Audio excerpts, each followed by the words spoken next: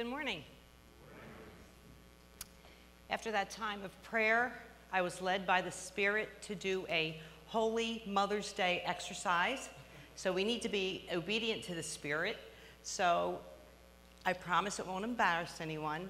If you are a mom-to-be and you've made it public, would you stand? Any moms-to-be's? Okay. Our water is safe to drink. That's okay. If you are a mom, would you please stand?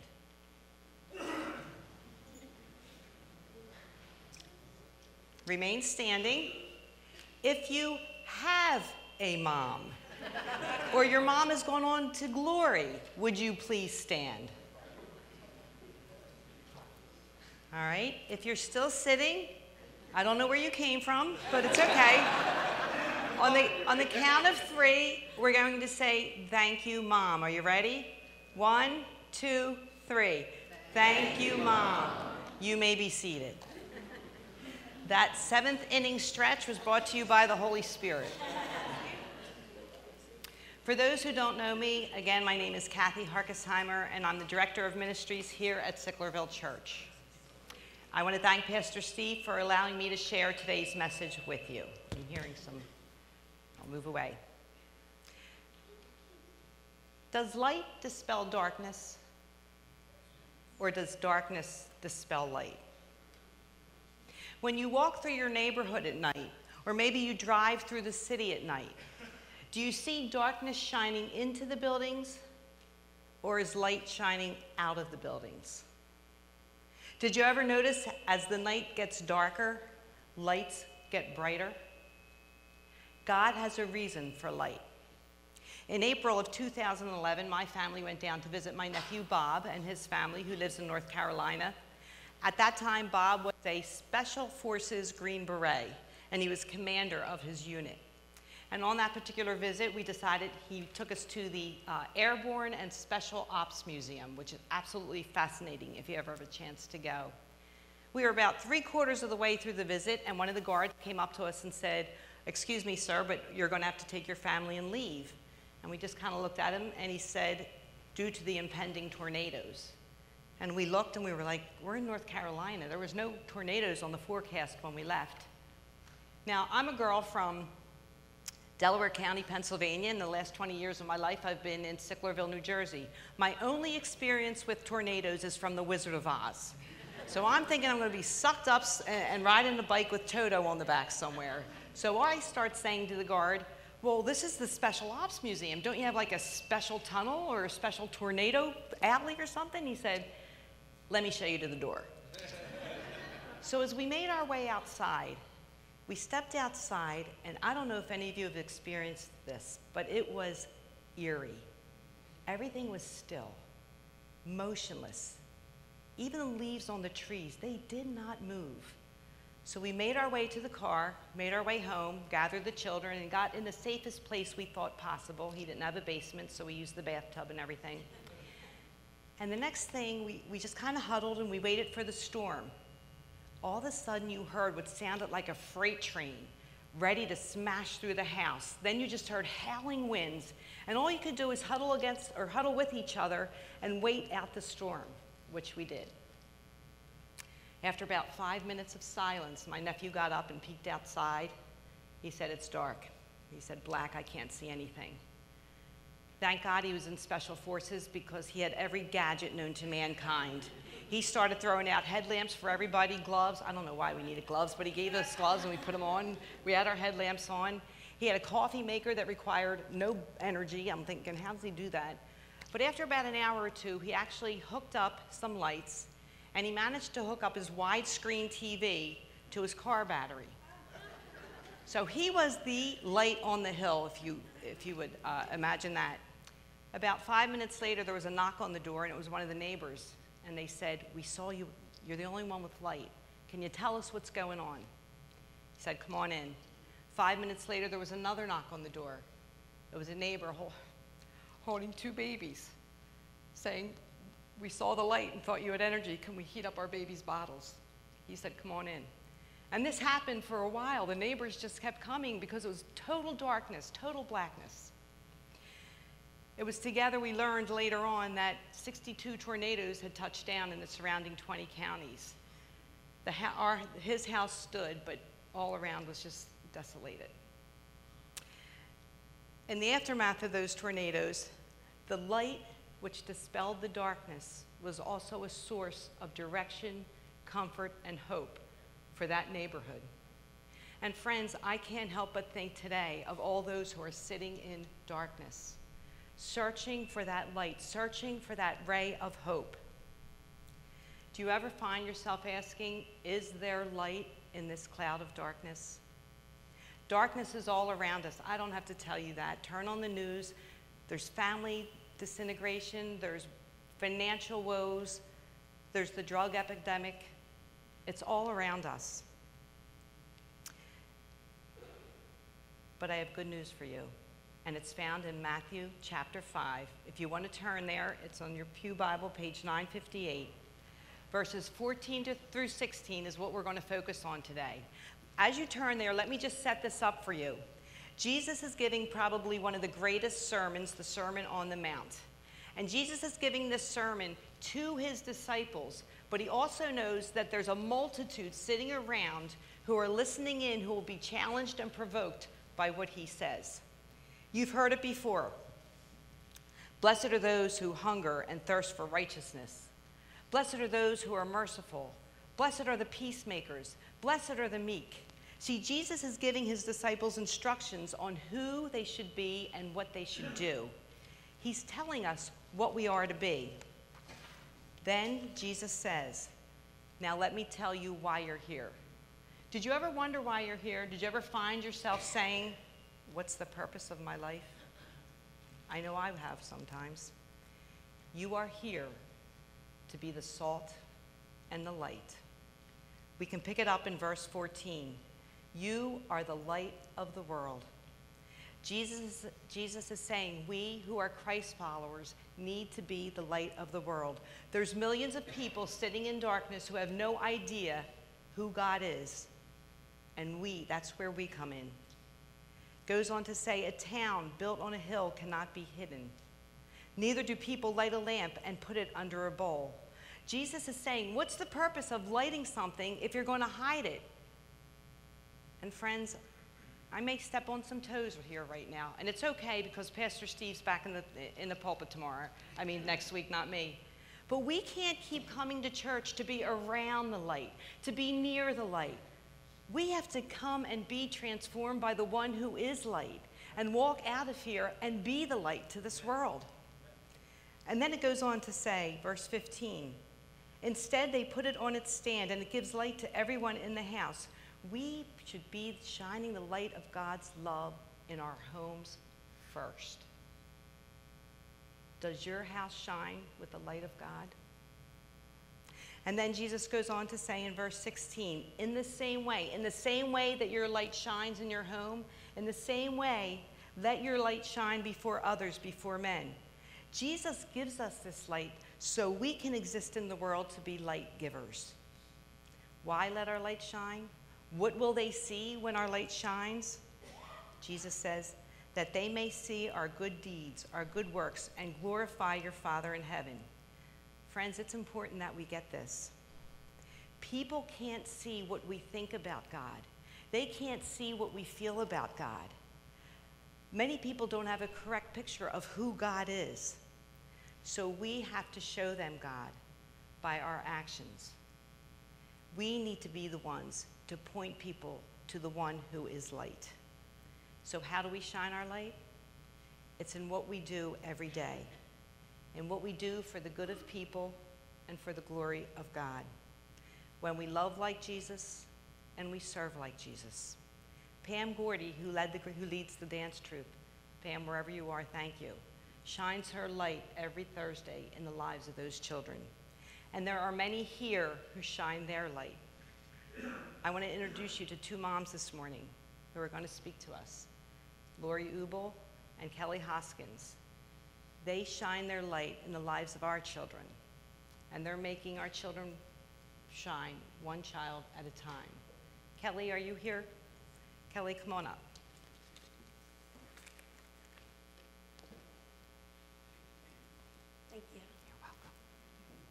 Good morning and happy Mother's Day, everyone. It's God's will that I'm standing here before you today, and all I have to say is, wow. As recent as December of 2017, I was very lost in darkness. I was very overweight, and I was seeing doctors an awful lot. I was tired all the time, and I felt hopeless. I didn't feel like I mattered, and I knew something had to change. And around New Year's Eve, I decided that I was going to make a New Year's resolution that was going to make me move forward, because I was at a place where I couldn't even think about what I was doing later that day, no less my future anymore. So my New Year's resolution was to do what made me happy and do what I missed. And I started by reaching out to a health coach and a health community to help me get healthy. And I joined the library because I missed reading. But most importantly, I missed coming to church. Growing up, I was very involved in my church. I attended CCD. I was a cheerleader for my church for a long time. I was on the newspaper for the teens in the church. I started going to youth groups on the weekends and on youth group retreats, and I even spoke at them, and I started becoming part of them. But as life went on, life got in the way, and I belong to a family that are athletes. And if you know anything about athletics, athletics come first. It monopolized my Fridays, my Saturdays, and my Sundays, and there was no time for church anymore. I have always been very spiritual, and I do walk with God all the time, and I did continue praying, but I did not attend church. So starting the year of 2018, I made it a priority, and I committed myself to coming to this church, and I sit in the pews by myself every weekend. And in the beginning, I would cry because I saw other people with their families. But I kept coming because I decided I needed to make a change. And you see, I felt lost, but the thing was, I wasn't left alone. God was with me the whole time, but I felt alone. So coming here, I would pray to God to just keep me on a path that would let me recognize where I was supposed to go, and to help me to stop asking for second signs. I'm a big believer in signs, and I would see signs, and then I would say, God, give me another sign just to make sure that was really a sign. Mm-hmm. Have you ever done that before? I don't do that anymore. There's decisions that we make every single day, and I decided that I was going to stop worrying about decisions and give it to God. And in my prayers, I've been recognizing that I'm on the path to making corrections in my life. I'm also seeing signs for the first time and letting them be and trusting. I'm also letting the decisions be made for me, even if there's fear getting in the way. So the changes started. Not only have I lost a lot of weight since December and gotten my mind and body healthy, but God put an opportunity for me to become a health coach as well. And now I'm paying it forward, and my goal is to love on others and help others become healthy in mind and body as well. And He has blessed me with finding people that want me to help. Secondly, I was sitting in that pew right over there after Mass one day, and I was thinking about, putting things in front of me that I can embrace, that I'm not expecting, and letting me recognize it. And at that moment, a hand landed on my shoulder. And I looked, and it was Emily Evans standing there. And Emily said, I understand that you are looking to be part of this community and do things. I said, yeah, I was just praying about that. She goes, well, I've been praying too. I've been praying that God will give me somebody who wants to volunteer here, because we have a lot of children and we really want to help these children, but the volunteering is getting less and less, and we need you. I said, well, I need you. And her and I got together and we had dinner. So I made a new friend, which I had no interest in making because I didn't trust anybody back last year. So I made a new friend. And the changes started then. And she's always thanking me, because now I run the WOW program on Sunday mornings during the 9 o'clock Mass. And if any of the students that are in my WOW program join me, please come up here and join me. I think a lot of them left. And I was so upset I saw them all leaving. I'm like, no, don't leave. But I love these kids. And that WOW program in the morning is like 20, 25 of us, right? And they give to me just as much as I give to them. I have learned to apologize to people that I had no interest in ever apologizing to. I have learned to forgive, and I have learned to share. And these kids teach me just as much as I teach them, and we take it all from the Bible verses, right? That's what everything. We start out with some goofy fun, but my message to you today is that when you think you're lost, it's because maybe you're worried too much about yourself. Let God worry about you, and start servicing others, because that's where you find your joy and you find yourself. And so I started with WOW, and I want to end with WOW. And I want you to know that we need you. And if you think you need something, then you need to help us.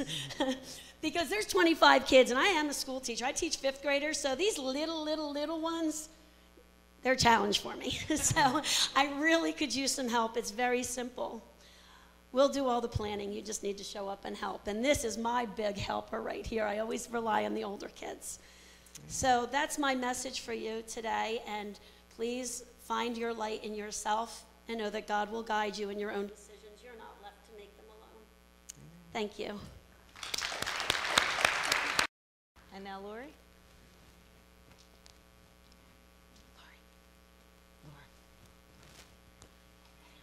Is that where you wanted to go? Do you want to be here? Oh, I'm sorry. Here you go. I'm sorry. Good morning. If some of you don't know me, my name is Lori Ubel. I've been attending this church for about 13 years, and for the past 9 years, I've been coming more on a regular basis. But about 6 years ago, I knew I needed to do something, because I would miss service about once a month due to just being tired or not feeling like dragging out 3 kids out of the house that early in the morning. I knew the only way that I was going to grow in my faith was to go to service every Sunday and get involved. I thought about taking an adult Sunday school class, but I really wanted to help with the children's Sunday school. I prayed about it for a couple of months, and in those months, God reminded me that when I was a child, I wanted to be a teacher. So, growing up, I loved to play school, and sadly, sometimes I would even play by myself. I did go to college for a little bit for education, but then life took me on a different crazy journey.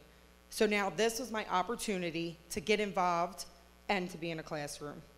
I started as the helper in the kindergarten class, and now I'm the teacher in the kindergarten and 1st grade class for the past 4 years. I also help with Vacation Bible School and Awana. The children that I have and have had in my class are spectacular. Their hearts are so big for Jesus. I can truly see the love in their eyes for the Lord. We have so much fun in class, but we also learn a lot. We listen to music and we play games. These astounding children memorize verses and they know the 10 Commandments. During our lessons, they really pay attention and get involved. During prayer time, the children's prayers touch my heart so much. The things they pray for and thank God for are unbelievable. Some of these young children have already accepted Jesus Christ into their hearts. So Sunday after Sunday and year after year, each child amazes me in his or her own unique way. They are each on their own special path with God, and it's awesome to watch them grow in their faith. I love working with children because we get to have fun and act silly, but learn at the same time. One of my favorite things about Vacation Bible School and Awana is when we have different themes for the day. One might be Inside Out Day or Crazy Sock Day, but if you know me, my favorite day is Crazy Hair Day. In Proverbs 22:6 it says, "Start children off on the way they should go, and even when they are old, they will not turn from it." My point is, I just want the children to come to church and have fun while learning about the Lord. I would like to thank the church for giving me the opportunity to teach children about the Lord. I would also like to thank the parents, grandparents, aunts, uncles, and all the other adults who trust me to guide your children on their journey with God. In 1 Peter 4:10 it says, "Each of you should use whatever gift you have received to serve others as faithful stewards of God's grace in its various forms." I truly believe that God has shown me that my gift is to teach children. If you have it in your heart to work with children, I encourage you to sign it up and help. Don't hesitate. You won't regret it.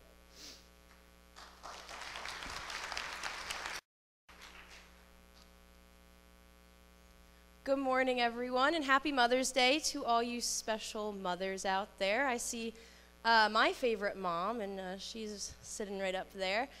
Thank you all for joining us this morning. We have, as you see, a very jam-packed service. And thank you, Kelly and Lori, for sharing.